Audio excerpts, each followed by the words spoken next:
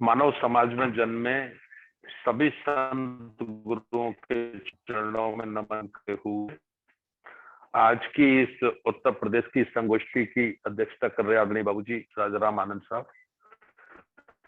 संचालन कर रहे राज्य अध्यक्ष वंदन सिंह बौद्ध और उत्तर प्रदेश सहित अन्य प्रदेशों से भी जुड़े हुए सभी साथियों को मेरा सादर जय भीम, नमो बुद्धाय।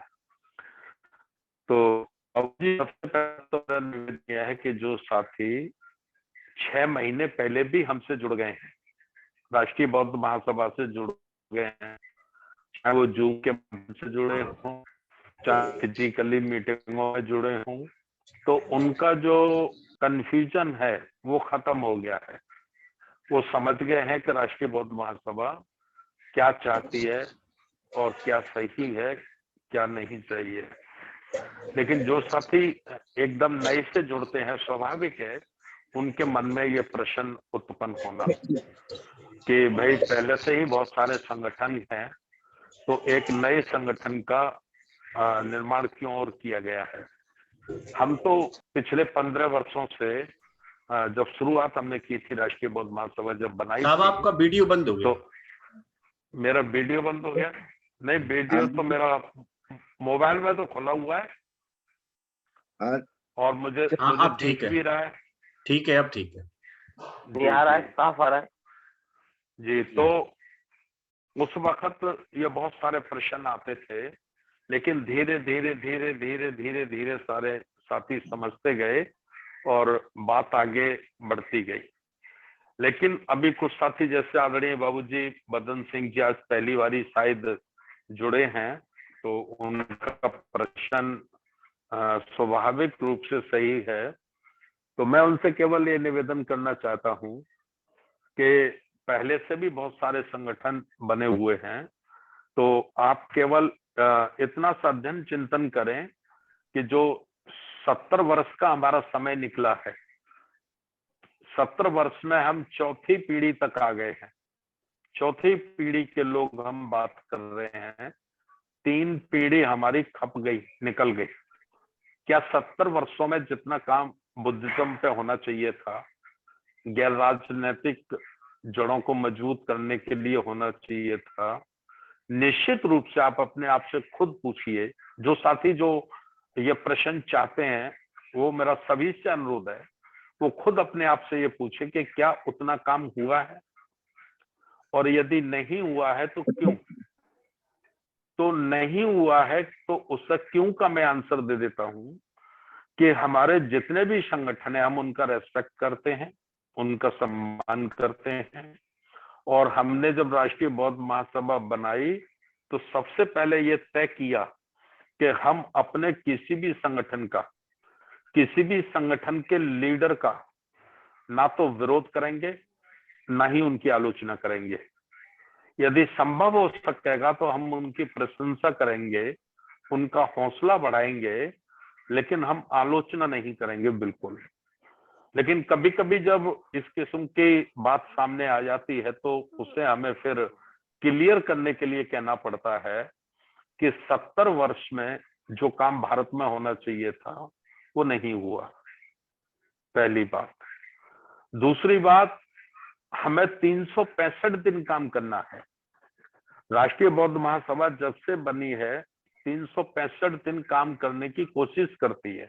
अभी हम ये वायदा नहीं कर सकते कि हम 365 दिन काम कर रहे हैं, लेकिन ये भरोसा जरूर हम दिला सकते हैं कि हम 200 से 250 से ज्यादा दिन काम कर रहे हैं। 2 दिन 3 दिन तो सप्ताह में हम जूम पर ही बात करते हैं, और रोज हमारी फिजिकली मीटिंगें कहीं ना कहीं होती। जैसे अभी मैं ग्वालियर में बैठा हूं, मैं आपसे ग्वालियर मध्य प्रदेश से बात कर रहा हूँ, तो आज दिन में ग्वालियर में मीटिंग थी, कल हमारी जिला भिंड में मीटिंग है। इसी तरह से हमारे साथी लोग भी सब लोग काम में लगे हुए हैं। तो बड़ी तेजी से हमको एक सोच रखने वाले लोग, एक जैसा सोचने वाले लोग, इनको एक सूत्र में परोना है, एक साथ जोड़ना है। इस प्रयास में हम लोग लगे हैं। बाबूजी राजाराम आनंद साहब का जो आशंका है वो यह है कि हम दूसरे राज्यों में बड़ी मजबूती से आगे बढ़े हैं, लेकिन उत्तर प्रदेश में नहीं बढ़े हैं। तो उत्तर प्रदेश में हमने कई बार प्रयास किए, कोशिशें की, लेकिन हम 100 लोगों से बात करते थे तो 99 लोगों का एक ही जवाब होता था, और वो जवाब होता था कि साहब हमको पहले सरकार बनानी चाहिए, जब हमारी सरकार बन जाएगी तो हम धम्म का काम करेंगे, सारे काम करेंगे, लेकिन हमको सरकार बनानी चाहिए। तो मैं कहता था भाई ये तो हमारी भी तमन्ना है, ये तो हमारी भी तमन्ना है कि उत्तर प्रदेश में सरकार बनानी चाहिए, और हम तो चाहते हैं कि उत्तर प्रदेश के साथ साथ पूरे देश में हमें अपनी सरकार बनानी चाहिए। लेकिन सरकार केवल बातें करने से बन जाए, केवल भाषणों से बन जाए, तो मैं समझता हूं कि बहुत पहले पूरे देश में हमारी सरकारें बन गई होती। ऐसे ऐसे वक्ता हमारी समाज में दिए हैं जिनके एक एक घंटे तक भाषण पर लोग अचंभे रह जाते थे। मैं उदाहरण के लिए कह सकता हूं, हमारे बीच में दुनिया में नहीं आज बीपी मुर्रा, मैंने नहीं सुना उनको, लेकिन हमारे पूर्वज बताते थे कि साहब जब बीपी मुर्रा बोलते थे तो ऐसे लगता था कि बादल गरज रहे हैं। तो भाई भाषण से अगर सरकारें बननी होती तो बहुत पहले बन गई होती। अब सवाल खड़ा होता है कि भाई उत्तर प्रदेश में हमारी 4-4 बार कैसे सरकार बनी?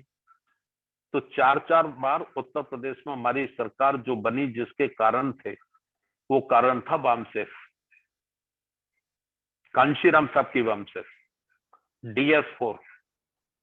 DS4 का सामाजिक आंदोलन, गैर राजनीतिक जड़ों को मजबूत किया गया उत्तर प्रदेश में। जब गैर राजनीतिक जड़ें कुछ हद तक मजबूत हो गई, मैं नहीं वादा करता कि 85% मजबूत हो गई, लेकिन 30% तो मजबूत हो ही गई। चुनाव आयोग का रिजल्ट है 2007 का, वो बताता है कि 30% से अधिक वोट बहुजन समाज पार्टी को पड़े। तो वो हमारा रिजल्ट इस बात का गवाह है कि 30% समाज बनाने में हम लोग कामयाब हुए। गैर राजनीतिक समाज तैयार किया गया, गैर राजनीतिक समाज की ताकत ने हमको राजनीतिक सत्ता तक पहुंचाने का काम किया गया। कोई, मैं समझता हूं, वंचित नहीं है। आज हमारी गैर राजनीतिक जड़ें खोखली हो गई हैं, हम राजनीति की ओर तो भाग रहे हैं। हमारे जितने भी लीडर निकल रहे हैं, IAS निकल रहे हैं, IPS निकल रहे हैं, नौकरी पेशाओं में से आ रहे हैं या बड़े लोग आ रहे हैं, तो उनका पहला सोच होता है भाई सरकार बननी चाहिए, सरकार बनाओ। तो सरकार कैसे बना लोगे? जब तक समाज नहीं बनाओगे तब तक सरकार का भाषण दिया जा सकता है, सरकार का सपना देखा जा सकता है, लेकिन सरकार नहीं बनाई जा सकती। सरकार बनानी है तो समाज को तैयार करना होगा, और RSS से बड़ा उदाहरण हमारे बीच में कोई और नहीं हो सकता। RSS जो आज भी कहता है कि हम गैर राजनीतिक हैं, हमारा राजनीति से कोई सरोकार नहीं, लेकिन मैं कह सकता हूं कि गांव के सरपंच से लेकर राष्ट्रपति भवन तक पहुंचाने में जो योगदान है, जो ताकत है, जो शक्ति है, वो RSS की है। यदि RSS आज बीजेपी से माइनस कर दी जाए तो नरेंद्र मोदी जैसे व्यक्ति की जमानत बचाना मुश्किल हो जाएगा, जीतना MP बनना तो बड़ी मुश्किल की बात है। तो राष्ट्रीय बौद्ध महासभा के माध्यम से हम लोग समाज की गैर राजनीतिक जड़ों को, हजारों जातियों में जुड़े टूटे हुए भाइयों को बुद्धिज्म की एक माला में पिरोकर, जोड़कर सामाजिक परिवर्तन की इस मुहिम को तेज करना चाहते हैं। जब 10 मार्च को रिजल्ट आया, 10 मार्च 2022 को जब रिजल्ट आया और हम सरकार बनाते बनाते एक सीट पर रुक गए, तो जिन साथियों से मैं मिलता था 2-2 घंटे, मैं जिनको अनुरोध करता था, उन साथियों के फोन आना शुरू हुए कि भारती साहब आप जो कहते थे, हम तो उस वक्त समझते थे कि आप विरोध तो नहीं कर रहे हैं, आप आलोचना तो नहीं कर रहे हैं, आप हमारा हौसला तो नहीं तोड़ रहे हैं, लेकिन आपकी बात सही निकली, अब हमको काम करना चाहिए। राजनीति में राजनीति के लोग काम करें। जैसे मैं अपना आपको बता दूं, जब भी चुनाव होते हैं मैं 15 दिन फुल टाइम बीएसपी का प्रचार प्रसार करता हूं, बीएसपी के लिए काम करता हूं। किसको टिकट मिलता है किसको नहीं मिलता मेरी सरदर्दी नहीं है, ये मेरी समस्या नहीं है, ये समस्या उन लोगों की है जो पार्टी को चला रहे। लेकिन जैसे ही वोट पड़ जाते हैं, वोट डालने के बाद शाम को आके एक कप चाय पीकर मैं जय भीम का बस्ता उठा के रख देता हूं और नमो बुद्धाय का थैला उठा लेता हूं। हम इस काम में लग जाते हैं। तो अब हमें ऐसा लगा, आदरणीय बाबूजी राजा राम आनंद साहब से मेरी बात हुई और बहुत साथियों से बात हुई, तो सबको ये महसूस हुआ कि हमारी जो गैर राजनीतिक जड़ें कमजोर हुई हैं, उसी के कारण राजनीति से हम काफी दूर चले गए। तो राजनीतिक सत्ता जब भी आ सकती है तब हम गैर राजनीतिक रूप से समाज को तैयार कर लें। तो राष्ट्रीय बौद्ध महासभा का जो मकसद है वो ये है, उत्तर प्रदेश में अब हमारे साथी बात सुन रहे हैं, तो हम बाबूजी राजा राम आनंद जी के नेतृत्व में, उनकी अगुवाई में उत्तर प्रदेश को तैयार करने की कोशिश कर रहे हैं। और इसीलिए आज की मीटिंग उत्तर प्रदेश के साथियों की रखी गई है कि भाई हमें करीब 10 लोग समर्पित मिल जाएं, सुलझे हुए लोग मिल जाएं, तो फिर यूपी पे ज्यादा जोर लगाकर यूपी को भी मध्य प्रदेश दूसरे राज्यों के बराबर खड़ा किया जाए। तो ये मेरी सारी बात है। और जहां तक बहुत सारे संगठन हैं तो उन्हें बनने से मैं नहीं रोक सकता, मेरी ताकत में नहीं है। लेकिन हाँ, हम इतनी तेजी से काम करना चाहते हैं, इतनी तेजी से काम करना चाहते हैं, इतनी ताकत से काम करना चाहते हैं कि आज नहीं तो कल वह लोग जरूर राष्ट्रीय बौद्ध महासभा से प्रभावित होंगे। और प्रभावित होंगे तो वो स्वयं भी इच्छा अपनी जाहिर करेंगे कि हमको अलग अलग अपनी ऊर्जा को बर्बाद करने से अच्छा है कि हम लोग मिलजुल कर एक साथ अपनी ऊर्जा का, अपनी ताकत का इस्तेमाल करें। ऐसे हालात पैदा करने के लिए हम लोग लगे हुए हैं। तो बाबूजी, ये मेरी आज की मतलब मेरा निवेदन है। और जो साथी नहीं हमसे अभी तक जुड़े हैं उनसे मेरा केवल निवेदन यह है कि वो कंटिन्यू जूम पर हम बुधवार को सुबह 7 बजे से 8 बजे तक बुद्ध धम्म का वाचन करते हैं। सोमवार को शाम को 8 बजे से 9 बजे तक संविधान का वाचन होता है। और एक दिन 2 दिन हम लोग सामान्य चर्चा राष्ट्रीय बौद्ध महासभा को लेकर करते हैं। तो इस प्रकार से हम लोग काम कर रहे हैं। ओबीसी जातियों को तैयार करने के लिए, पिछड़ी जातियों को तैयार करने के लिए हम लोगों ने आदरणीय भैया जी साहब सिंह बघेल जी के नेतृत्व में सामाजिक न्याय परिषद का गठन किया है। उसके माध्यम से हम पिछड़ी जातियों को तैयार करना चाहते हैं। जो समाज अभी बाबा साहब के नाम पर या बुद्ध के नाम पर हमारे साथ नहीं जुड़ना चाहता, उस समाज को हम सामाजिक न्याय परिषद के माध्यम से, अर्थात आप स्वयं के अधिकारों के लिए संघर्ष करो। संविधान जो आपको अधिकार देता है उसके लिए तो कम से कम घरों से निकलो, दोस्त और दुश्मन की पहचान करो। तो उस पर हम लोग काम कर रहे हैं। तो मैं यही केवल निवेदन करना चाहता हूं कि अभी हमको उत्तर प्रदेश को भी तैयार करना है। उसके लिए जो हमारी सबसे बड़ी निवेदन है वो ये है कि बाबूजी राजा राम आनंद जी के साथ हमें लगभग 10 साथी, अगर 20 मिल जाए तो बहुत अच्छा। हम चाहते 5 साथी हमको बुंदेलखंड से मिल जाएं, 5 साथी हमको पश्चिमी उत्तर प्रदेश से मिल जाएं, 5 साथी हमको पूर्वी उत्तर प्रदेश से मिल जाएं। साथी तो हैं, लिस्ट तो हमारे पास 1000 से ज्यादा लोगों की है, लेकिन अधिकांश लोग बहानेबाज लोग हैं, अधिकांश लोग समस्याओं से ग्रस्त लोग हैं। तो जो समस्याओं से मुक्त हो, बहानेबाजी में जिनका भरोसा ना हो, वाकई दिल से चाहते हो कि समाज का मूवमेंट आगे जाना चाहिए, तो ऐसे 5 लोग पूर्वी उत्तर प्रदेश से मिल जाएं, 5 लोग अवध प्रदेश से मिल जाएं, तो फिर उनके साथ चर्चा करके तो पूरे संपूर्ण उत्तर प्रदेश के 75 जिलों को तैयार किया जाए। ये कोशिश में हम लोग लगे हैं आदरणीय बाबूजी राजा राम आनंद जी के नेतृत्व में। ये मेरा आपसे निवेदन है। धन्यवाद। साधु साधु साधु। बहुत बहुत साधुवाद माननीय साहब। किसी डॉक्टर के और विश्वजीत, स्वेच्छा से जो अपनी बात रखना चाहें अब आप आमंत्रित करें। डॉक्टर विश्वजीत सिंह साहब, आपने एड्रेस किया है, कृपया अपना माइक अनम्यूट करें और अपनी बात रखें।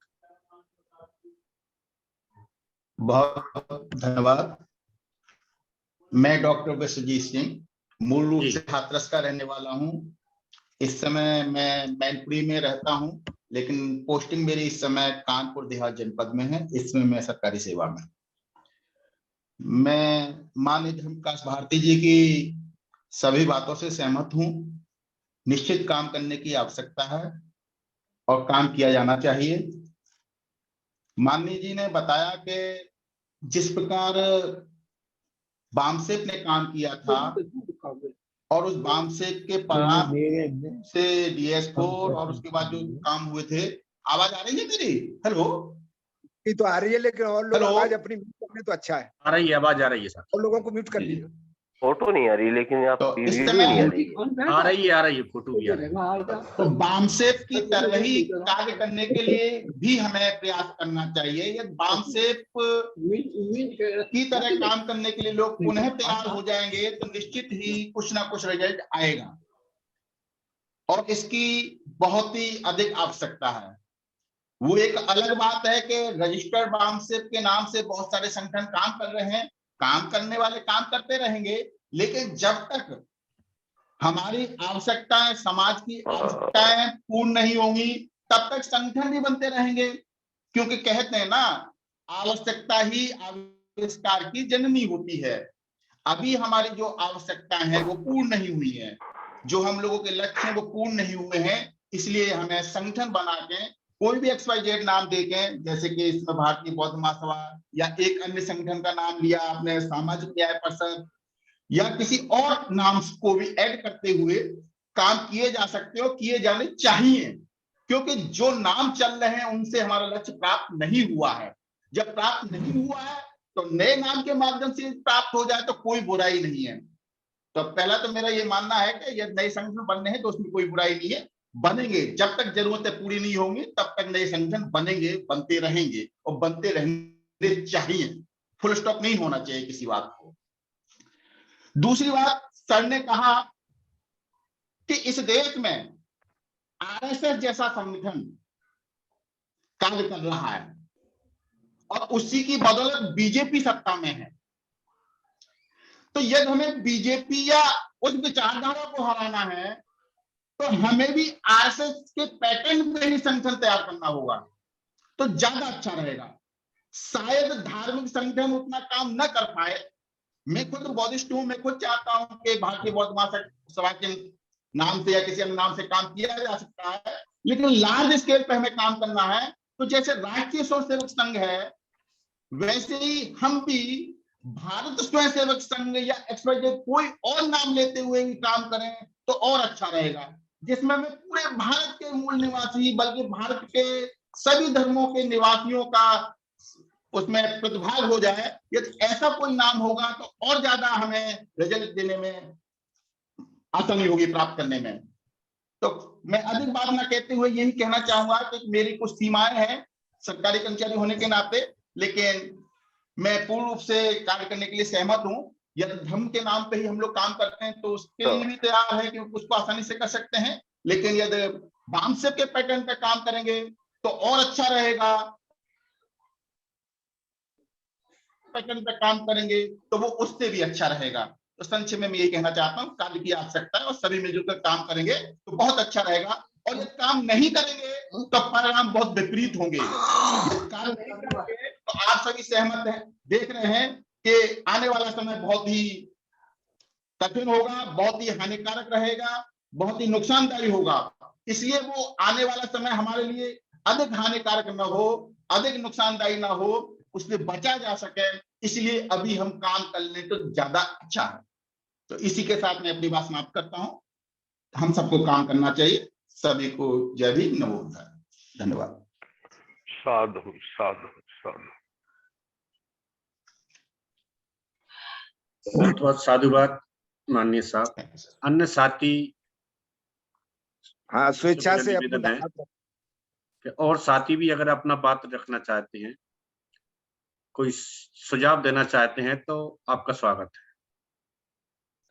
मैं डीपी सिंह इटावा से। जी सर।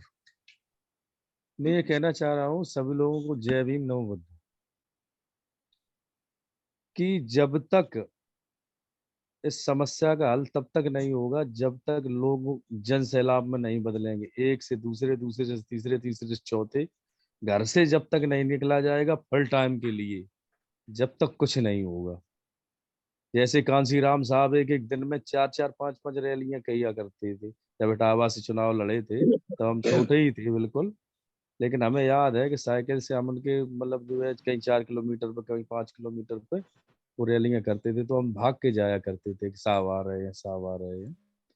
तो ये जो संगठन है अपना राष्ट्रीय बौद्ध महासभा का, इसमें हमारा तो यही सुझाव है कि ज्यादा से ज्यादा देहाती क्षेत्र में काम किया जाए और ज्यादा से ज्यादा लोगों को जोड़कर समझाया जाए, बताया जाए और मीटिंगें की जाए देहाती क्षेत्र में। हेलो। बोलिए हाँ, बोलिए। आवाज आ रही है आपकी, बोलिए आप। तो मेरा तो यही सर सुझाव है सभी महानुभावों से कि इस पर भी थोड़ा विचार किया जाए और छोटे छोटे सिस्टम में जोड़ के एक बहुत बड़ा सिस्टम जन सैलाब तैयार किया जाए, जहां हो हमारे लोग वहाँ कम से कम हजारों लाखों में हो जाए। इस तरीके का सिस्टम होना चाहिए। जैसे यहाँ से मीटिंग हुई तो 4 किलोमीटर और रख ली जाए, 6 किलोमीटर और रख ली जाए। इस तरीके की मीटिंग मीटिंग होती चली जाए। अपना समाज इधर इटावा में बहुत ज्यादा है, इतना है कि एक बार अगर मीटिंग रख दी जाएगी तो कम से कम 100, 200, 500 आदमी तुरंत आ जाते हैं। ये सिस्टम है हमारे यहाँ पे। तो कुल मिला के हम यही सोच रहे हैं कि धरातल पर जो काम है एकदम बढ़िया तरीके से होना चाहिए, घर में से निकलना चाहिए, फुल टाइमर की व्यवस्था होनी चाहिए। और जो हाफ टाइम वाले हैं वो अपने हाफ टाइम करें, जो थोड़ा बहुत समय देना चाह रहे हैं वो थोड़ा बहुत समझाएं लोगों को, लेकिन डेली प्रक्रिया चलनी चाहिए समाज में। जी इससे साधुवाद बेहतर साहब, तो कोई आपने सही सुझाव रखा है। और 18 मार्च 2023 को आगरा में ये जन सैलाब आपको देखने को मिलेगा। आप अपने साथियों के आवाज साथ। नहीं सर जी आ रही आपकी क्लियर। आवाज नहीं आ रही मेरी आपको? नहीं अब आ आ आ रही रही है रही साहब, है, आ रही है, बोलिए आप। आ रही। 18 मार्च 2023 को आगरा में ये जन सैलाब होगा। लेकिन जन सैलाब जी एक जी भीड़ होता है, भीड़ होती है। और भीड़ जी और संगठित जी जी संगठित टीम में बहुत अंतर होता है। हम एक संगठित टीम के रूप में पहले 5 साथियों को यूपी में तलाश रहे हैं। वो 5 साथी पर कमिश्नरी में, मंडल में, डिस्ट्रिक्ट में, जनपद में बनाएंगे। उनके द्वारा ये मैसेज हम सब तक पहुंचाना चाहते हैं। तो आपसे निवेदन इतना है कि आप प्रदेश में जवाबदारी जी लेना चाहते हैं या मंडल में लेना चाहते हैं या डिस्ट्रिक्ट पे लेना चाहते हैं, फुल टाइम वर्कर की तैयारी भी आपको डिस्ट्रिक्ट 18 पे। मार्च 23 को मिलेगी। ये निवेदन मात्र है। बहुत जी बहुत जी जी, साधुवाद। Etawah district level. District level पे लेंगे तो बाबूजी नोट कर लेंगे। बहुत बहुत साधुवाद। अन्य साथी भी अगर अपना ओपिनियन रखना चाहते हैं तो स्वागत है।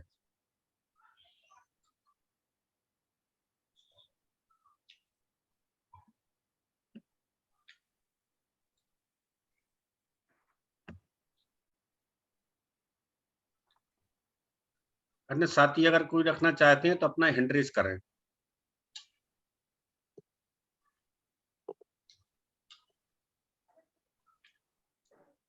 बाबूजी। भैया जी साहब सिंह को बुलवा। जी भैया जी साहब, अपना मतलब माइक आप अनम्यूट करें। आपकी आवाज सब सुनना चाहते हैं। आप बढ़िया बात रखते हैं।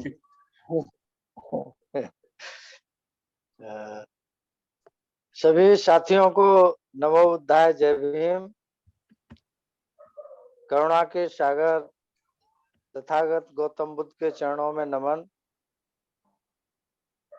बहुत सत्य बाबा साहब डॉक्टर BR अम्बेडकर के चरणों में नमन।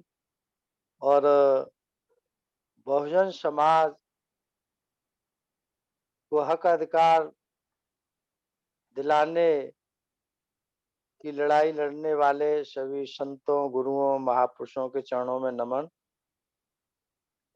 साथियों, जो कि हम जितने भी लोग आज की बैठक में जुड़े हैं, हम सब मान्यवर काशीराम साहब के ही शिष्य हैं। तो मान्यवर काशीराम साहब ने जो काम करके दिखाया, वो संगठन की ताकत के बल पर करके दिखाया। तो वो एक महान संगठन करता थे, संगठन बनाने वाले थे, और उन्होंने संगठन बनाने की ट्रेनिंग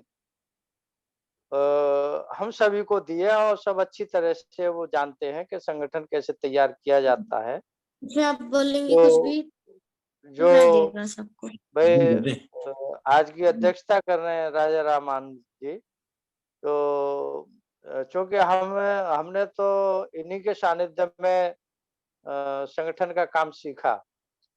तो माननीय काशीराम साहब की 6 बातें हुआ करती थी संगठन बनाने के लिए।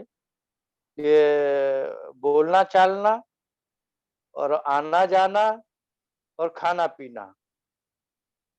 तो इसी से भाईचारा बन सकता है, और उस भाईचारे के माध्यम से ही संगठन का निर्माण किया जा सकता है। तो सभी लोग संगठन के काम को जानते हैं, और जो आरबीएम के संस्थापक हैं, उन्होंने तो बड़े स्तर पर पूरे देश में संगठन का काम किया है।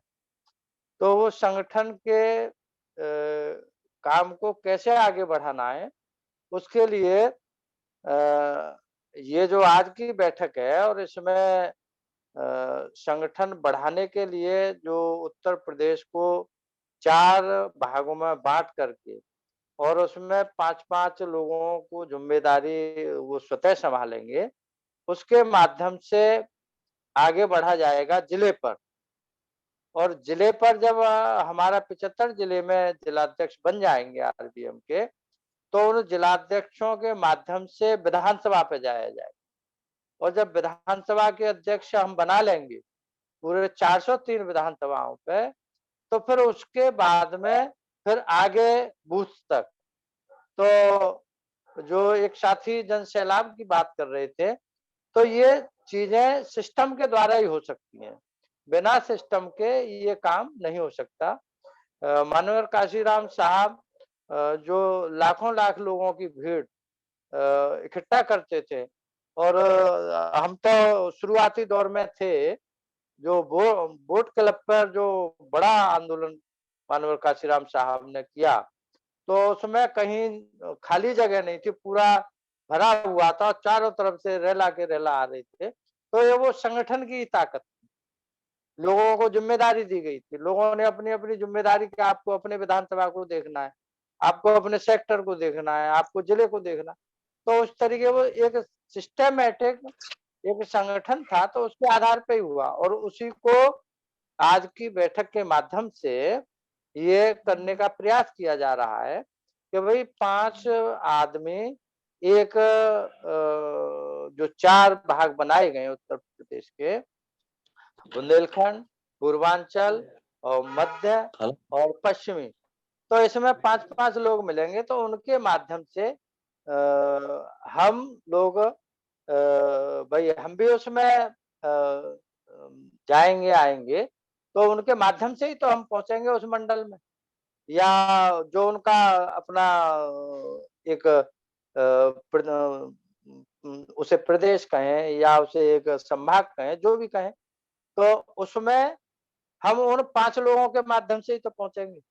हम ऐसे ही अचानक चले जाएंगे, तो फिर हम लोग मान लो 10 लोग हैं, 15 लोग हैं, 20 लोग हैं, तो हम कहाँ-कहाँ तक चले जाएंगे।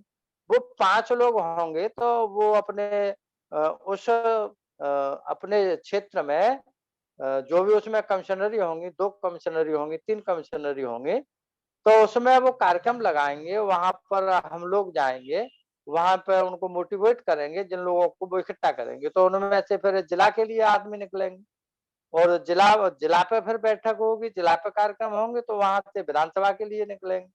तो आज की जो ये बैठक है, ये बहुत महत्वपूर्ण बैठक है। और जो धर्म प्रकाश भारती जी ने जो कहा है कि भाई इस अधिनियम का उद्देश्य क्या है, जो एक ऐसी बड़ी ताकत मानव काशीराम साहब के माध्यम से भाईचारा बनाने के सूत्र के आधार पर और संगठन के आधार पर 4-4 बार सरकार उत्तर प्रदेश में बनी और आज हम बहुत नीचे आ गए हैं। तो उसकी वजह यही है कि जो हमारी गैर राजनीतिक जड़ें थी, जो हमारा आपसी भाईचारा था, वो हमारा कमजोर हो गया। तो उसी भाईचारे को और गैर राजनीतिक जड़ों को आरबीएम के माध्यम से हम मजबूत करना चाहते हैं। और उसको मजबूत करने के लिए आज की ये महत्वपूर्ण बैठक में जो ये प्रस्तावित है कि भाई स्वेच्छा से आदमी अपनी जिम्मेदारी ले। तो अभी जो इटावा के साथी बोल रहे थे डीपी सिंह जी, तो उन्होंने इटावा जिले की जिम्मेदारी ली है। तो ये बहुत अच्छी बात है कि उन्होंने अपने आप एक कम से कम 75 जिले में, अब हमारे सामने 74 जिले रह गए। एक जिला तो ये हमें भरोसा हो गया कि यहाँ पर हमारा काम ये डीपी सिंह जी करेंगे। तो डीपी सिंह जी अपने वहाँ इटावा में कोई मीटिंग बुलाएंगे, जैसा कि वो बता रहे हैं कि यहाँ तो बहुत बड़ी तादाद है और 1500 आदमी तुरंत इकट्ठा हो जाता है। तो वो वहां पर और भी लोग बात रखेंगे जस्ट शॉर्ट में। जी जी, तो मेरी बात खत्म होने को है। तो ये जैसे मीटिंग बुलाएंगे तो वहीं पर विधानसभा के लिए हमें पदाधिकारी मिल जाएंगे और जिला की पूरी टीम बनाने के लिए मिल जाएंगे। तो यही सिस्टम बनाने का, ये संगठन बनाने का यही तरीका है और इसी तरीके के आधार पर हमें आगे बढ़ेंगे। तो इन्हीं शब्दों के साथ मैं अपनी वाणी को विराम देता हूँ। धन्यवाद। जय भीम, जय भारत, जय संविधान। माननीय कार्यकारी अध्यक्ष जी, एक्टिव प्रेसिडेंट, ये जी। दशरथ मौर्य जी जुड़े हुए हैं बाराबंकी से, जी उदयभान सिंह जी जुड़े हुए हैं, आप उनसे भी थोड़ा सा समय दीजिएगा उनको। चेतन स्वरूप राजौरिया हैं अलीगढ़ के, और एक राजकुमार जी हैं साकेत फैजाबाद से, जी और भारती जी हैं रामजीलाल भारती जी चंदोसी वाले। इनको जरा थोड़ा नाम से आप बुला लीजिएगा। जी जी, तो मैं सबसे पहले भारती साहब, राधेलाल भारती साहब से अनुरोध करता हूँ कि अगर आप जुड़े हैं तो आप अपनी बात रखें। रामजीलाल भारती जी। रामजी लाल भारती साहब अपने माइक को अनम्यूट करें और अपनी बात रखें।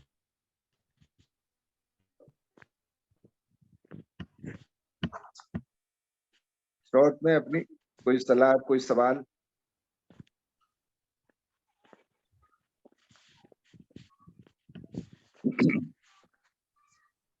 चलिए, वो जुड़ रहे हैं तब तक राजकुमार साकेत हैं, राजकुमार साकेत फैजाबाद से हैं, उनको ले लीजिएगा।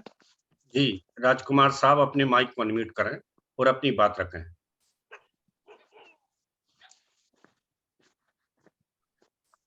माननीय राजकुमार साकेत साहब अपने माइक को अनम्यूट करें।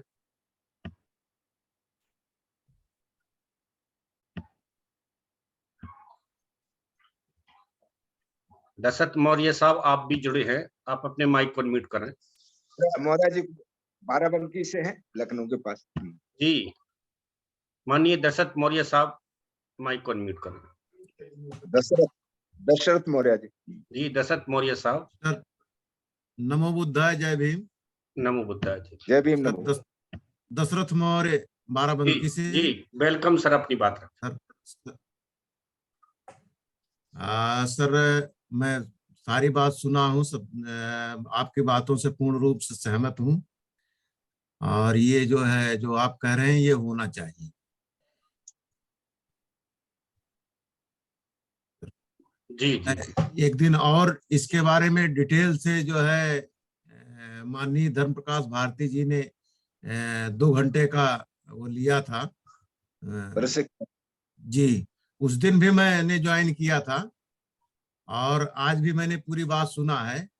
ये बहुत अच्छा है सर, मैं इससे सहमत हूँ, और ये हो जाए तो मेरे समझ से आगे बढ़ाने के लिए बहुत अच्छा रहेगा।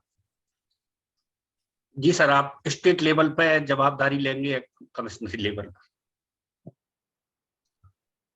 अब मैं कमिश्नरी लेवल पर दे दें सर, स्टेट लेवल पर थोड़ा ज्यादा भाग दौड़ करना पड़ेगा। तो नहीं, क्षेत्र छोटा हो जाएगा, वो रहेंगे हम स्टेट पे ही, जी लेकिन वो अपने दो दो एक एक मंडल ले लेंगे। वहाँ एक सुनील दत्त यादव भी तो है ना, आपके हाँ जी, परिचित हैं?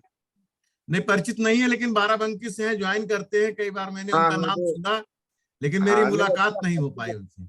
अच्छे आदमी हैं। जी तो जी जी जी ठीक है, थैंक यू। जी बहुत साधुवाद। नेक्स्ट ले लीजिएगा, ये राजकुमार जी हैं, रामजीलाल भारती जी हैं। जी राजकुमार साहब अपना माइक अनम्यूट कर लीजिए। रामजीलाल भारती साहब आप अपना माइक अनम्यूट करें।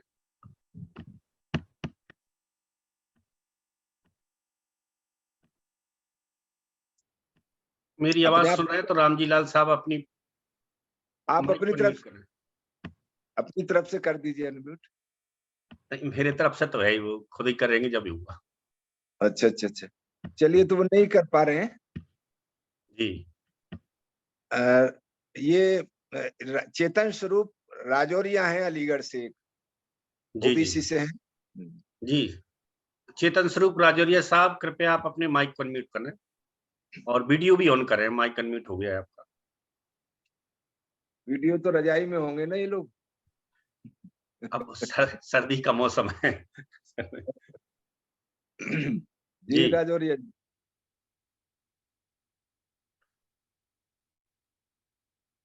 जी सर अपनी बात रखें, आपका ऑडियो वीडियो ओपन है, दोनों ओपन है।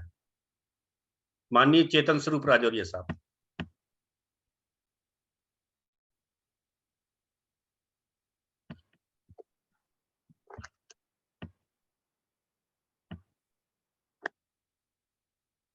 बात रखिए सर, आपका ऑडियो खुला है और वीडियो भी खुला है।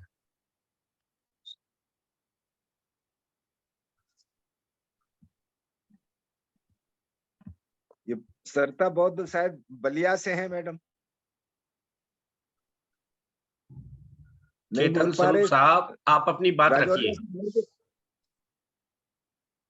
आप ये जो आप ईयरफोन लगाए इसे यस, निकाल दीजिए, ईयरफोन निकाल दीजिए। आपकी वॉइस कनेक्ट नहीं हो रही, ईयरफोन निकाल दीजिए। इसे निकाल दो, डिवाइस से भी निकाल दो, फिर अपनी बात रखो। डिवाइस से भी डायरेक्ट निकाल दो, डिवाइस से भी इसे डिस्कनेक्ट कर दीजिए। डिस्कनेक्ट कर दीजिए अपनी डिवाइस से इसको, आपकी आवाज तभी आएगी।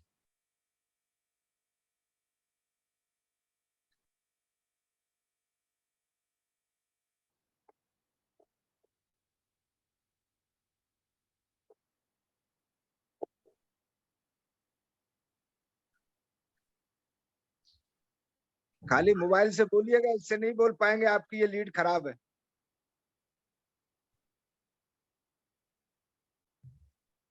मोबाइल से भी निकाल दीजिएगा उसे।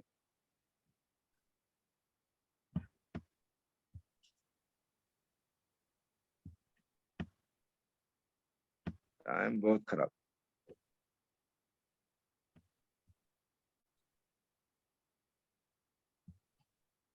चलिए, कोई और ले लीजिए अगर नहीं जोड़ पा रहे हैं वो तो। रामजीलाल भारती जी नहीं जोड़ पा रहे हैं इंस्पेक्टर साहब।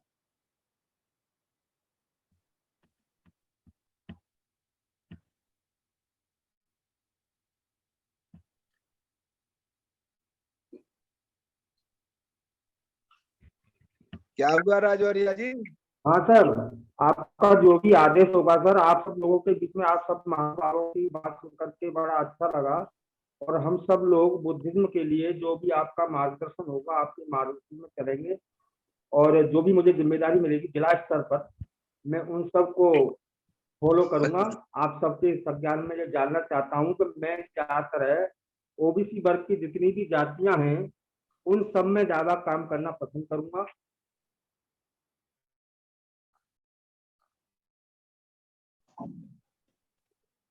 आजमगढ़ से मीन नहीं।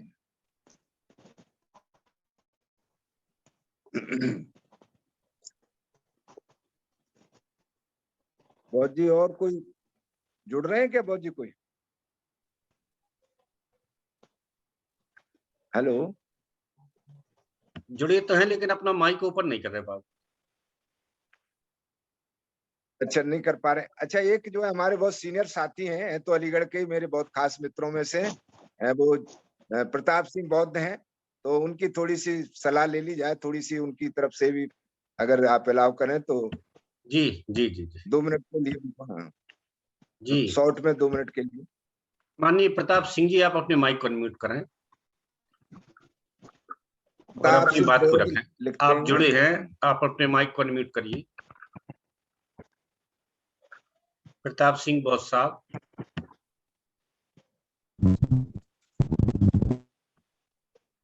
माइक को अनम्यूट करिए।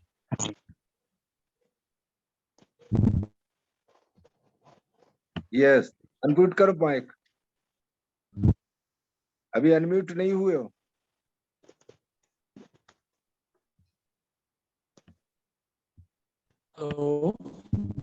यस, जी जी, आवाज आ रही है आपकी, बोले।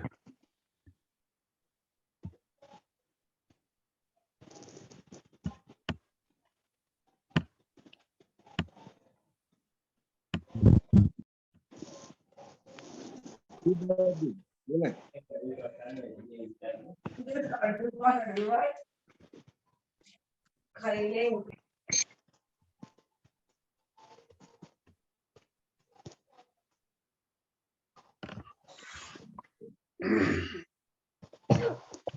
नहीं बोल पा रहे। हाँ, राजकुमार साकिब साहब, आपका माइक अनम्यूट हो गया है, कृपया अपनी बात रखें। राजकुमार साकिब साहब।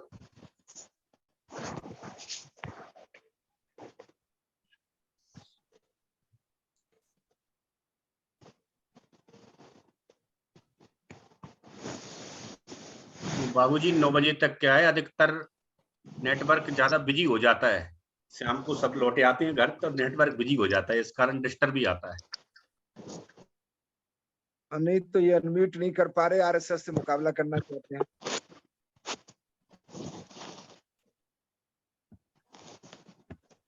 नेटवर्क तो बाद में काम करेगा ना, पहले अनम्यूट तो हो जाए। चलिए, हाँ चलिए कोई बात नहीं। प्रताप सिंह जी तो हमारे बहुत ही क्लोज फ्रेंड हैं और हमारे साथी, मतलब अलीगढ़ के ही रहने वाले हैं, लेकिन नहीं जुड़ पाए तो कोई बात नहीं। नहीं जुड़े और तो कोई हैं, साथी, उनका नेटवर्क वीक चल रहा है। हाँ कोई साथी जो अपनी महत्वपूर्ण बात रखना चाहे, कोई क्वेश्चन, कोई सुझाव। हेलो, आवाज आ रही है? जी आ रही है। आ रही है। अब तक तो आपकी बात पूरी भी हो गई होती। बोले सर, आपकी आवाज आ रही है। जी आ रही है आवाज? जी। अब मुझे सुन पा रहे हैं? आपके पास जी, आपकी कट कट के आ रही है थोड़ी थोड़ी। आपकी आवाज अच्छी आ रही है, आप बोले। अच्छा, वीडियो बंद कर लो आपका, शायद ये कंबल दिखाई दे रहा है।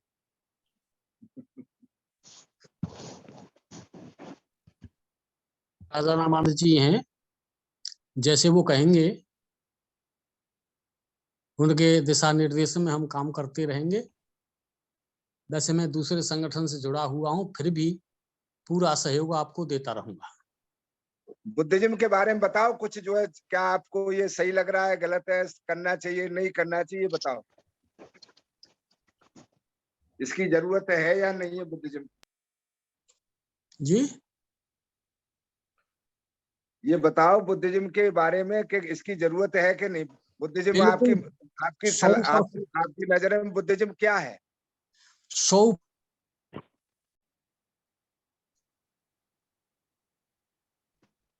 चलो, उनका नेट काम नहीं कर रहा है। नहीं। वो गांव में है ना, तो गांव में तो ऐसे ही आता है नेट के लिए। हाँ, नेटवर्क गड़बड़ कर रहा है। जी, आपके सर अध्यक्षीय उद्बोधन आप ही रख दीजिए सर। बगैर बुद्धिज्म के काम नहीं चलेगा। बहुत जरूरत है हर तरीके से, राजनीतिक, सामाजिक, आर्थिक और धार्मिक, चारों तरह से। ठीक है, नेटवर्क काम नहीं कर पा रहा है। मैं ठीक है, धन्यवाद। Thank you. मैं बाबूजी से निवेदन करूंगा कि आज के अध्यक्षीय उद्बोधन रखें, माननीय राजा रामानंद साहब। तो बाकी और किसी की कोई सलाह हो तो मतलब बाद में ही बात करते रहेंगे। जी मेरे ख्याल से हम कई साथियों के विचार आने से ये लग रहा है कि उत्तर प्रदेश में अभी जड़ें सूखी नहीं है। जी, मैं धीर सिंह बोल रहा हूँ बरेली से। जय भीम नमोदय। अच्छा, बरेली से? जी, मैं धीर सिंह बौद्ध बोल रहा हूँ बरेली से। धीर सभी सिंह, साथियों को जय भीम नमोदय। जी सर, जी कहना ये चाह रहे हैं कि बरेली में हम प्रयास तो मतलब 3-4 सालों से लगातार राष्ट्रीय बौद्ध महासभा के लिए हम काफी प्रयासरत हैं, कर भी रहे हैं, मगर पता नहीं समाज इस कदर बहका हुआ है कि उनको हम लाके लाइन में सही से लगाते हैं, चलना भी शुरू कर देते हैं, कार्य भी शुरू चलने लगता है, मगर कुछ समय बाद फिर वो पॉजिटिव की जगह नेगेटिव हो जाते हैं। बड़ा तकलीफ ये होती है कि एक तो कार्यकर्ता नहीं मिल पा रहे हैं हमको ढंग से, और मेरी राष्ट्रीय अध्यक्ष जी से भी कई बार बात हुई इस संबंध में, और राष्ट्रीय अध्यक्ष जी का 2 बार हम प्रोग्राम अपने बरेली में लगा भी चुके हैं। बहुत बेहतरीन प्रोग्राम रहा था, बड़ा सफल प्रोग्राम रहे दोनों।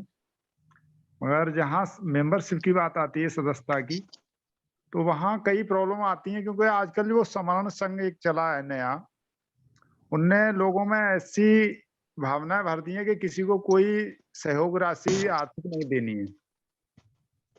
ये एक बड़ा समस्या खड़ी कर रहा है, क्योंकि राष्ट्रीय बौद्ध महासभा का निर्देश है। हेलो सर, आवाज आ रही है क्या? अब शॉर्ट में ही रख दीजिए, तब आवाज आ रही है।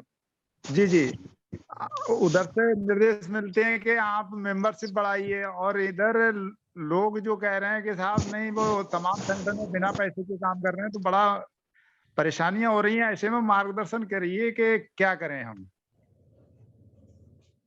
थैंक यू, धन्यवाद। जी सर।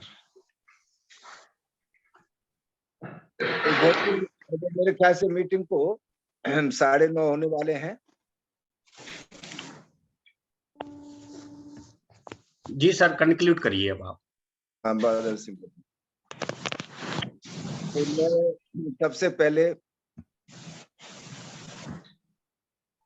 महाकारुणिक तथागत को नमन करता हूँ, बोधिसत्व बाबा साहब अम्बेडकर और सभी महापुरुषों को नमन करता हूँ। आप सभी जो साथी इस वेबिनार में ऑनलाइन मीटिंग में उपस्थित हैं, उन सभी का अभिवादन करता हूँ। और जिस विषय पर, जिस पृष्ठभूमि में ये आज की हम लोग ऑनलाइन मीटिंग कर रहे हैं, तो इसके थोड़े थोड़े विचार जो रख पाए हम लोग, उससे हम समझ रहे होंगे कि हम लोग क्या करना चाहते हैं और क्यों करना चाहते हैं। हमारे जो इस राष्ट्रीय बौद्ध महासभा के फाउंडर प्रेसिडेंट हैं, माननीय धर्म प्रकाश भारती जी, उन्होंने बहुत कम समय में बहुत कुछ जानकारी देने की कोशिश की है। मैं उनका धन्यवाद करता हूं। और जो हमारे एक्टिंग प्रेसिडेंट हैं राष्ट्रीय बौद्ध महासभा के, जो वैसे तो मध्य प्रदेश से हैं, लेकिन चूंकि वो एक्टिंग प्रेसिडेंट पूरे राष्ट्रीय महासभा के हैं, तो इसलिए हमने अनुरोध रखा था पूरे प्रस्ताव में वो अपनी बात रखे। उन्होंने भी हमारा एक दिशा इसमें बताने के लिए बहुत सहयोग किया। मैं उनका भी धन्यवाद करता हूं। और मेरा इसमें सिर्फ इतना ही कहना है कि ये जो समाज को ताकत देने के लिए 4 पिलर हैं। एक धार्मिक पिलर होता है, एक सामाजिक पिलर होता है, एक राजनीतिक पिलर होता है, एक आर्थिक पिलर होता है। ये चारों शक्तियां जो हैं बहुत जरूरी है अगर समाज को हम समर्थ बनाना चाहते हैं, समाज को अगर सम्मान देखना चाहते हैं। अब राजनीति के लिए तो बहुत सारे लोग काम कर रहे हैं, और जैसा कि आदरणीय भारती जी बता रहे थे कि 2022 तक तो उत्तर प्रदेश में लगभग सारे ही लोग राजनीति के अलावा और कुछ करते ही नहीं थे। मैं भी मतलब 2017 तक सक्रिय राजनीति में था। 2 सितंबर 2017 को मैंने माननीय बहन जी से स्वयं अनुरोध किया कि बहन जी हम जो हमारा काम है तो वो उतना आउटपुट नहीं दिख रहा है, तो इसके पीछे मैं समझता हूँ कि कुछ काम राजनीति से हटके भी होना चाहिए। तो 2017 में मैं तो अब सक्रिय राजनीति में नहीं हूँ और फिर मैंने तय किया कि अब जितना भी समय जीवन का है तो उसे गैर राजनीतिक कामों में अगर खर्च किया जाएगा तो ज्यादा नहीं तो कम से कम इतना तो हो ही जाएगा कि लोग कहेंगे कि भाई जब काम ये जो नाव डूब रही थी तो कुछ लोग ऐसे भी थे जो नाव में से पानी निकाल करके बाहर फेंक रहे थे। तो कम से कम उस स्थिति में अगर लोग याद करेंगे तो मैं समझता हूँ कि मेरे लिए ये बहुत सुखद रहेगा। तो मैं इसी उस उद्देश्य को लेकर के अभी जब 12 अक्टूबर से लेकर के 16 अक्टूबर तक नेपाल की लुम्बिनी में जहाँ तथागत बुद्ध सिद्धार्थ गौतम का जन्म हुआ, तो वहाँ राष्ट्रीय बौद्ध महासभा का वैसे तो उनका 15वां राष्ट्रीय अधिवेशन था, लेकिन मुझे ये बताया गया कि ये कठिन चीवर दान का बहुत पवित्र मौका होता है, पुनीत मौका होता है। तो मैं तो दरअसल कठिन चीवर दान का वहाँ का वो देखने के लिए गया था कि जहाँ तथागत बुद्ध पैदा हुए। तो लेकिन मैंने वहाँ जो राष्ट्रीय बौद्ध महासभा की सारी चीजों को सुना समझा और जब मुझे ये सुनने को मिला कि उत्तर प्रदेश में हम कमजोर हैं, क्योंकि मुझे भी लगा कि भाई वहाँ अंडमान निकोबार के भी लोग थे, उसमें जम्मू कश्मीर के लोग थे, उसमें दिल्ली जैसे प्रदेश के लोग थे, जहाँ राजनीति में भले ही हम वहाँ कुछ न हो, लेकिन दिल्ली प्रदेश के लोग बुद्धिस्ट काफी महिलाएं थी, पुरुष थे और बहुत योग्य लोग थे। वेस्ट बंगाल के लोग थे, उड़ीसा के लोग थे, गुजरात के लोग थे, मध्य प्रदेश के लोग थे, हरियाणा के लोग थे, उत्तराखंड के लोग थे, कुल मिलाकर के करीब 26 राज्यों के लोग थे वहाँ। उत्तर प्रदेश के हम लोग थे, साहब सिंह बघेल भैया जी जो अभी अपनी बात रख रहे थे, मैं उनको भी कहा, मैंने भैया जी चलो आपको विदेश घुमाना है, तो उन्होंने कहा मेरे पास तो पासपोर्ट नहीं है। तो मैंने कहा पासपोर्ट की जरूरत नहीं, वहाँ धर्म प्रकाश भारती जी हैं, अगर पकड़े जाएंगे तो वो जमानत करा लेंगे हमारी। लेकिन बाद में पता चला कि पासपोर्ट की जरूरत नहीं होती है उसमें, मतलब सीमा पर चेकिंग तो होती है लेकिन नेपाल बगैर पासपोर्ट के ही जा सकते हैं। तो कुल मिलाकर मैं कहना ये चाहूंगा कि उत्तर प्रदेश में स्थिति जो कमजोर थी और जब मैंने ये स्थिति देखी तो मैंने स्वेच्छा से अपने आप को कहा कि भाई अगर मुझे इस लायक समझते हो तो मुझे कुछ दिनों के लिए मौका दीजिए, मैं उत्तर प्रदेश में काम करना चाहता हूँ, मन से भी करूंगा, तन से भी करूंगा और कुछ पैसे भी खर्च होंगे तो वो भी मैं खर्च करूंगा। तो ये बात पूरे देश भर के जो लोग थे उनको अच्छी लगी और आदरणीय हमारे माननीय धर्म प्रकाश भारती बहुत जो इसके फाउंडर प्रेसिडेंट हैं, तो उन्होंने भी अच्छा महसूस किया और मुझे ये जिम्मेदारी दी कि आप टेम्परेरी तौर पर आपको हम कन्वीनर बनाते हैं, आप देखिएगा कोशिश करके।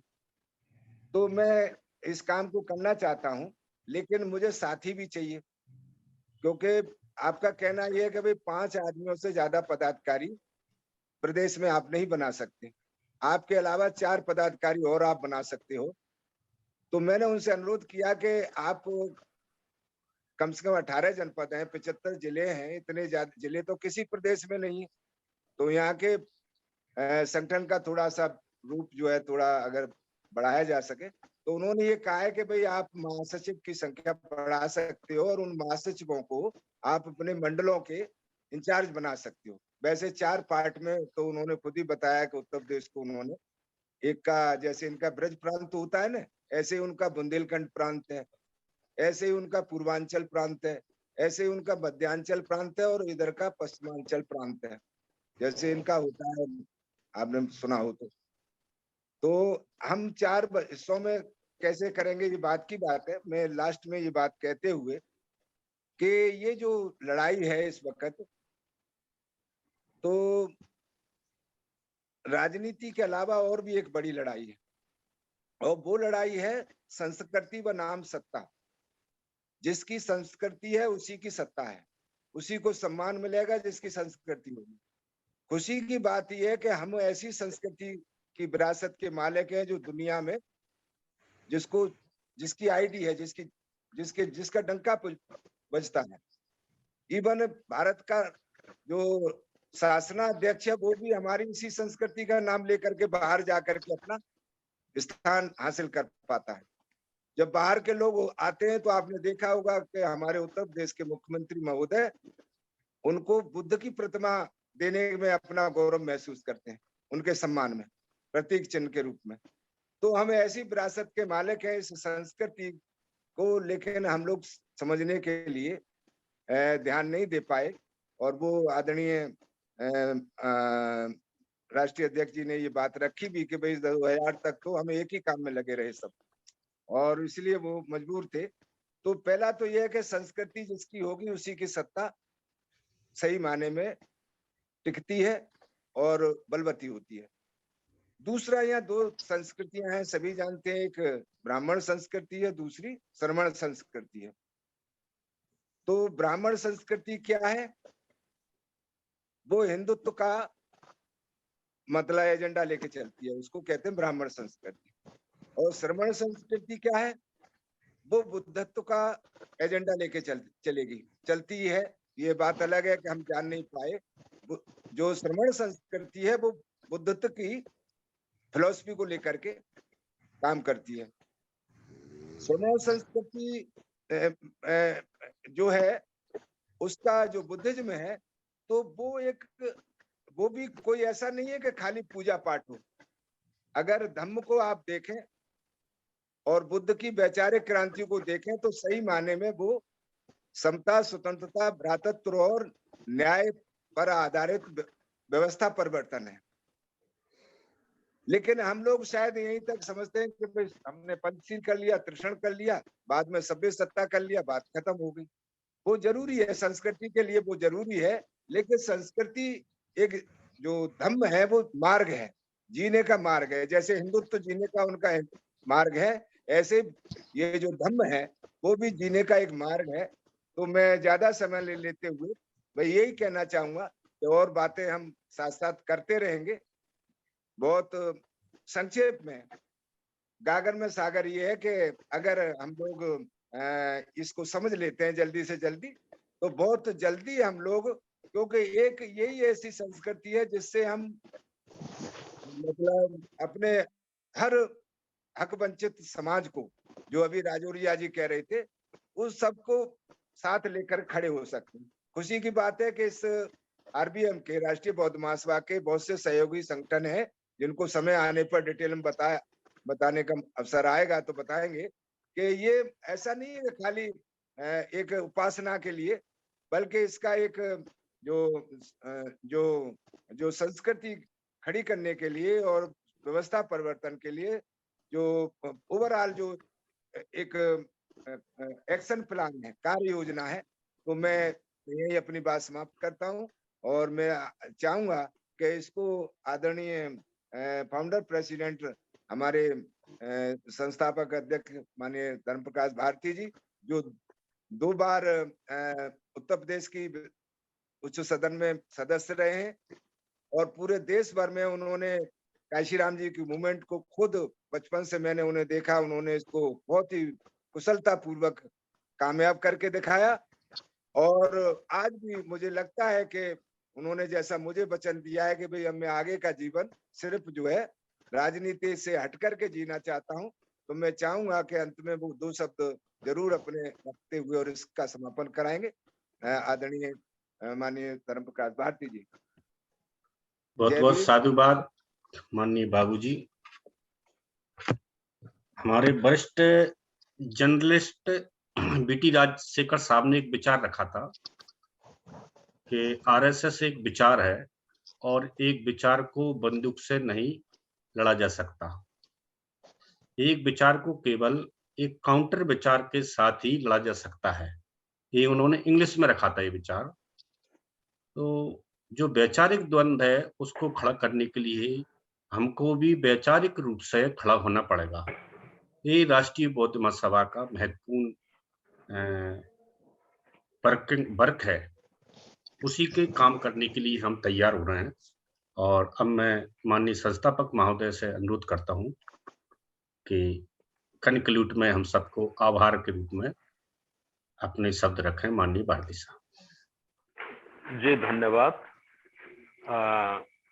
पुनः सभी संत गुरुओं को नमन करते हुए मैं धन्यवाद करना चाहता हूं आदरणीय बाबूजी का, राजा राम आनंद साहब का। उन्होंने बहुत ही कम शब्दों में अपनी बात को रखा है और मैं बड़ी बात नहीं कहना चाहता। एक हमारे बहुत पुराने साथी हैं, बरेली से हैं, धीरेन्द्र साहब। मैं उनके घर गया हूं, खाना खाया है मैंने उनके घर। बहुत अच्छे हमारे साथी हैं और उन्होंने एक सवाल उठाया था। मैं समझता हूं कि उस सवाल के जवाब की प्रतीक्षा सभी को होनी चाहिए, सभी को समझना चाहिए। उन्होंने सवाल उठाया था कि एक संगठन है, उसके लोग ऐसा बोलते हैं कि हमें किसी को चंदा नहीं देना है, चंदा नहीं देना है, चंदे की कोई जरूरत नहीं है, ना चंदे के भी काम चल सकता है। तो इसका मैं एक उदाहरण से इसका आंसर देना चाहता हूं।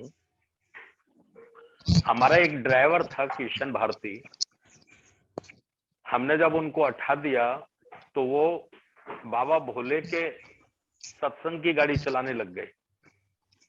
जब वो बाबा भोले के सत्संग की गाड़ी चलाने लग गए तो एक दिन वो मेरे से बहुत काफी जिद करने लगे कि आप एक बार चलो बाबा भोले का सत्संग सुन लो। तो मैंने उनका मन रखने के लिए कहा कि ऐसा है, कोई सीडी हो तो वो आप पहले सुनवाइए मुझे। तो वो बाबा भोले की सीडी लेके आए, 2-3 लेके आए, 2-3 4-5 प्रोग्रामों की। तो मैंने सीडी उनकी सुनी। तो भोले बाबा ने जब अपनी भाषण शुरू किया तो उस भाषण में सबसे पहले उन्होंने कहा कि मैं 1 रुपया भी किसी से कभी चंदा नहीं लेता हूं, ना चंदा लेता हूं ना चंदा मांगता हूं। तो ये बात मैंने उनकी कोट की। 40 मिनट का उनका भाषण था। मैंने तीनों चारों सीडी फिर धीरे धीरे करके जब जब टाइम मिली तो मैंने सुनी। तो उनका एक रटा हुआ स्पीच है, 40 मिनट का 45 मिनट का रटा हुआ स्पीच है। और उस स्पीच में वो शुरू करते हैं, शुरू वहीं से करते हैं कि मैं कभी कोई चंदा नहीं लेता हूं, 1 रुपया 1 पैसा भी मैं चंदा नहीं लेता हूं, न चंदा मांगता हूं। तो जब वो किशन भारती मेरे पास आए तो मैंने उनको कहा, भाई बाबा ऐसा बोलते हैं कि मैं 1 रुपया चंदा नहीं लेता हूं, ना ही मैं 1 रुपया चंदा मांगता हूं, लेकिन मैंने जो पंडाल देखा उनके प्रोग्राम का वो तो वाटरप्रूफ था, वाटरप्रूफ पंडाल था। और मैंने टेंट वाले को दिखा के उसका पूछा, भाई इसकी कॉस्टिंग कितनी पड़ेगी। तो टेंट वाले का कहना था कि साहब जितना इसका साइज है इसकी लगभग 40 लाख से लेके 45 लाख रुपए तक इसका खर्चा आएगा, स्टेज का, कुर्सी का और 12 वाटरप्रूफ पंडाल का। और मैंने कहा इसके साइड में जो मैंने सीडी में देखा तो वहां भंडारा भी चल रहा था, बहुत सारे लोगों के लिए खाना बन रहा था, तेल था, घी था, आटा था, काफी खाद्य सामग्री थी। और मैंने जो साउंड देखा तो वो साउंड भी बहुत महंगा वाला लगा हुआ था उसमें। तो बाबा चंदा लेते नहीं, बाबा के लोग किसी से चंदा लेते नहीं, तो ये सारा पैसा आता कहां से है। तो उन किशन भारती का भी दिमाग खटका और बोला, हाँ साहब ये बात तो सही है, ये पैसा कहां से आता है। मैंने कहा मैं इसकी छानबीन करूंगा। तो हमारे एक मिलने वाले वो ओबीसी समाज के थे, वो बाबा के प्रवक्ता थे। मैंने उनको कहा, भाई बाबा का सत्संग कराना है हमको, भोले बाबा का, क्या क्या प्रबंध करना होगा। बोले साहब बड़ा आसान है, बहुत आसान है। मैंने आसान वाला ही बताओ भैया, कौन सा वाला है। बोले साहब आपकी 11,000 की रसीद कटेगी और वो 11,000 की रसीद कट के आपकी जमा हो जाएगी कमेटी को वो रसीद जमा हो जाएगी, और कितना टेंट लगेगा, कितनी कुर्सियां लगेंगी, कितना खाना लगेगा, ये आपकी कोई सरदर्दी नहीं, ये कमेटी करती है। मैंने कहा भैया कमेटी में कौन कौन लोग हैं? तो उन्होंने मुझे 8-10 लोगों के नाम बताए। तो मैंने फिर वो 8-10 लोगों की जांच पड़ताल की, भाई ये कौन सी वाली कमेटी है, कहाँ की कमेटी है। तो मैं इस नतीजे पे पहुंचा कि वो जो 8-10 लोग थे वो आरएसएस के लोग थे, ऊंचे वाले लेवल के लोग थे, वो बहुत ऊंचे वाले लेवल के लोग जो लीडरशिप करते हैं, जो रणनीति तय करते हैं। ठीक, फिर उन्होंने कहा, मैंने कहा भाई साउंड इसमें लगता है, साउंड, बोले इसकी 1100 की रसीद अलग से कटती है, और ये मेरठ का साउंड है, मेरठ वाला एक साउंड वाला है, उसी को बुक है। पूरे देश में कहीं भी प्रोग्राम हो वो पूरा ट्रक भर के मेरठ से जाता है और वही साउंड लगाता है। तो वो 1100 रुपए, मात्र 1100 रुपए। तो मैं ये बात बताना चाहता हूं कि भोले बाबा के ऊपर आरएसएस के लोग क्यों पैसा खर्च करते हैं। सबसे पहले भोले बाबा से वो ये खिलवाते हैं कि जो लोग समाज को चंदा दे रहे हैं और उस चंदे से जो बहुजन मूवमेंट खड़ा हो रहा है उसको रोको, ये ड्यूटी है। दूसरा, चूंकि वो जाटव चमार समाज से है, तो जाटव चमार उनके हाथ से निकल रहा है बड़ी तेजी से, तो भोले बाबा को आगे करके तो उनको विष्णु का अवतार बता के तो उस समाज को रोको, उससे रोकने की कोशिश करो।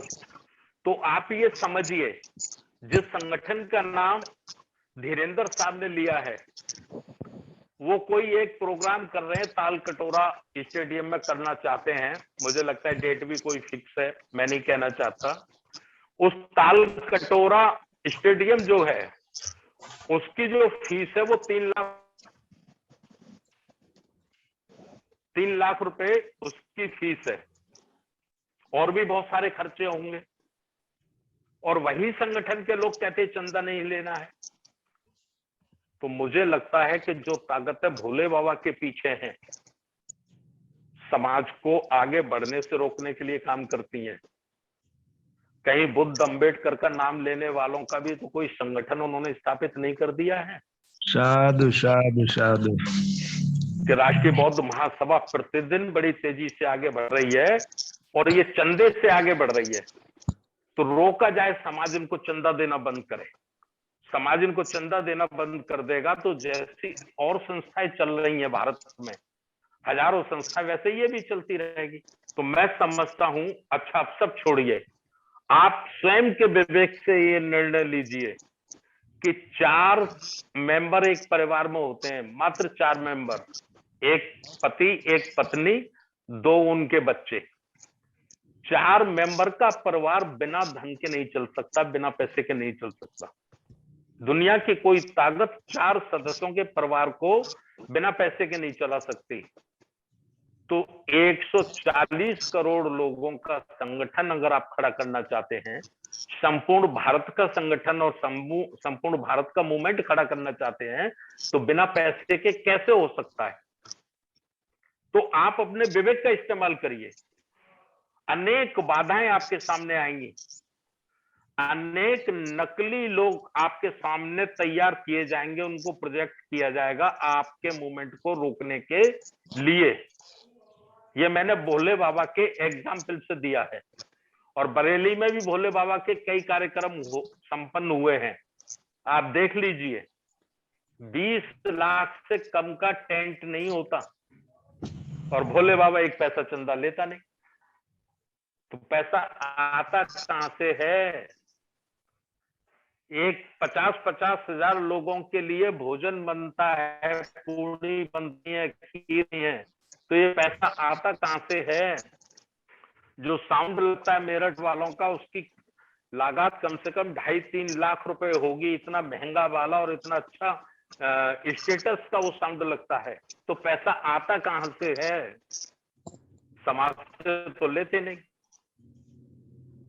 तो ये सारी बातें हैं, छोटी छोटी बातें हैं जिनका बड़े बारीकी से ध्यान करना होगा और हमको इन बाधाओं का मुकाबला करते हुए अपने महापुरुषों की बात को आगे बढ़ाने के लिए हम लोगों को निकलना होगा। बहुत बहुत धन्यवाद। कुछ समय बाद 10 बजने को है, तो आज उत्तर प्रदेश के साथियों की मीटिंग हुई। मैं जो भी उत्तर प्रदेश के साथी जुड़े उनसे निवेदन करना चाहता हूं कि आप ज्यादा से ज्यादा लोगों को जोड़ें, आदरणीय बाबूजी राजाराम आनंद जी के संपर्क में रहें और उनके गाइडलाइन में यूपी को जल्दी से जल्दी तैयार